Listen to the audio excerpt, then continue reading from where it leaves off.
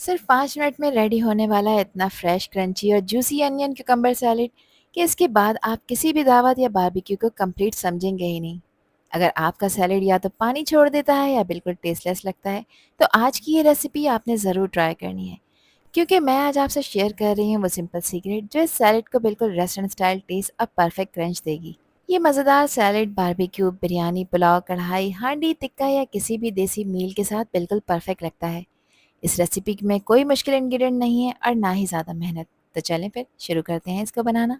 तो ये मज़ेदार रेस्टोरेंट स्टाइल सैलेड बनाने के लिए यहाँ पर मैंने ली हैं 2 मीडियम साइज़ की प्याज। आपने उतनी ही प्याज का यूज़ करना है जितनी क्वांटिटी आप बनाना चाहते हैं। ये सैलेड की क्वांटिटी जो मैं आपके साथ शेयर कर रही हूँ वो 8 से 10 लोगों के लिए इनफ है। प्याज को यहाँ पर मैंने 4 इक्वल पार्ट्स में कट कर लिया है और अब कटिंग बोर्ड पर इनको मैं पतले और इवन स्लाइसेस में कट कर रही हूँ।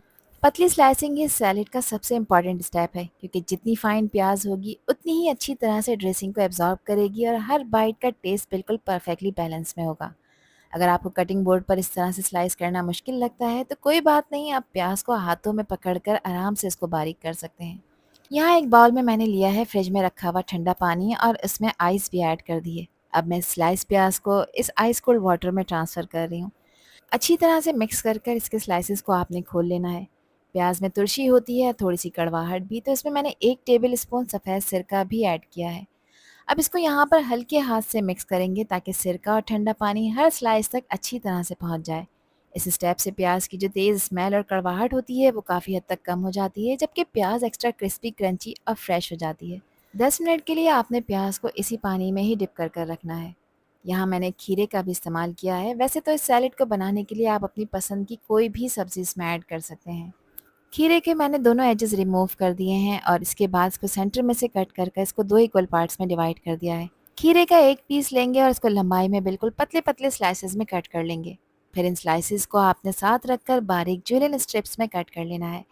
इस तरह से कट हुआ हुआ खीरा देखने में भी खूबसूरत लगता है और सैलेड में प्याज के साथ परफेक्टली मिक्स भी हो जाता है।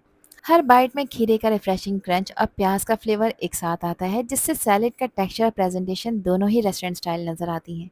इसलिए कोशिश करें कि हर स्ट्रिप को जितना हो सके पतला और इवन रखें। सैलेड के लिए एक स्पेशल मसाला तैयार कर लेते हैं, जिसके लिए एक मिक्सिंग बाउल में मैंने डाला है हाफ़ टी स्पून काला नमक, हाफ़ टी स्पून भुने हुए ज़ीरे का पाउडर डाला है, 1 टीस्पून कश्मीरी लाल मिर्च डाली है जो तीखी नहीं होती मगर इससे कलर बहुत खूबसूरत आएगा।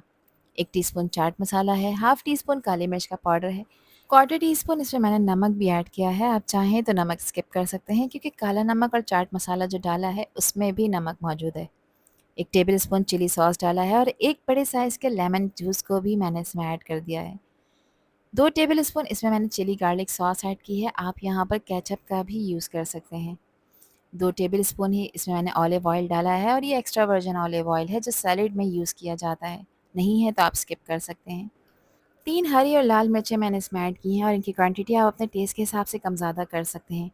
और अगर आप नहीं ऐड करना चाहते तो इसको आप टोटली स्किप कर सकते हैं। अच्छी तरह से आप इस मसाले को यहाँ पर मिक्स कर लेंगे ताकि जो भी इंग्रेडिएंट्स इसमें डाले हैं ये सब एक दूसरे के साथ वेल कंबाइन हो जाएँ। ये ड्रेसिंग है सिंपल से अनियन क्यूकम्बर सैलेड को एक ज़बरदस्त चटपटा और टेंगी रेस्टोरेंट स्टाइल टेस्ट देगी और ये इसका फ्लेवर बूस्टर भी है। प्याज को डिप हुए हुए आइस कोल्ड वाटर में 10 मिनट कंप्लीट हो चुके हैं और अब मैं इस प्याज को यहाँ पर छान लूँगी। अब चाहें तो आप इसको हाथों से अच्छी तरह से स्क्वीज़ करें और चाहें तो इसको किसी स्ट्रेनर में रखें ताकि इसका एक्स्ट्रा पानी बिल्कुल निकल जाए। इसके बाद आपने प्याज को किसी साफ़ कपड़े या फिर पेपर टॉवल से हल्के हाथ से ड्राई कर लेना है। ये स्टेप आपने स्किप नहीं करना, क्योंकि अगर प्याज में पानी रह गया तो फिर ये सैलेड में पानी छोड़ देगी और ड्रेसिंग भी बिल्कुल डाइल्यूट हो जाएगी।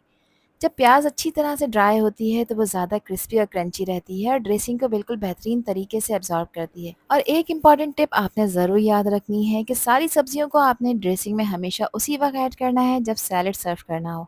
अगर आप इनको पहले से ही ड्रेसिंग में मिला देंगे तो प्याज और खीरा अपना पानी छोड़ना शुरू कर देंगे और सैलेड का जो फ्रेश क्रंच है वो ख़त्म हो जाएगा। बारीक कटा हुआ हरा धनिया मैंने इसके ऊपर डाला है और अब इसको अच्छी तरह से मिक्स करेंगे। अब आप इसको जेंटली मिक्स करें या हल्के हाथ से इसको टॉस करें तो हर स्लाइस पर फ्लेवर बिल्कुल परफेक्टली कोट होता है और सैलेड बिल्कुल फ्रेश, क्रंची, जूसी और रेस्टोरेंट स्टाइल टेस्ट देती है। सिर्फ कुछ सेकंड की मिक्सिंग के बाद ये सैलेड सर्व करने के लिए बिल्कुल रेडी हो जाएगी।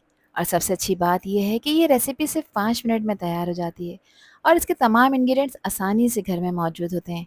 इतने सिंपल, क्विक और इतनी मज़ेदार रेसिपी है कि एक दफ़ा अगर आप इसे बनाकर देखेंगे तो बार-बार बारबेक्यू, बिरयानी, कढ़ाई और रोज़ के खाने के साथ इसे बार-बार बनाना पसंद करेंगे। तो फिर ज़रूर ट्राई करिए इस ईज़ी, जूसी, मज़ेदार सैलेड की रेसिपी को और मुझे कमेंट सेक्शन में भी लाज़मी बताइए कि ये रेसिपी और वीडियो आप लोगों को कैसी लगी। आई होप कि ये वीडियो आप लोगों को पसंद आई होगी। पसंद आई हो तो कमेंट सेक्शन में अपना प्यारा सा फीडबैक मुझे लाज़मी शेयर करिएगा। अल्लाह हाफ़िज़, अल्लाह निगहबान।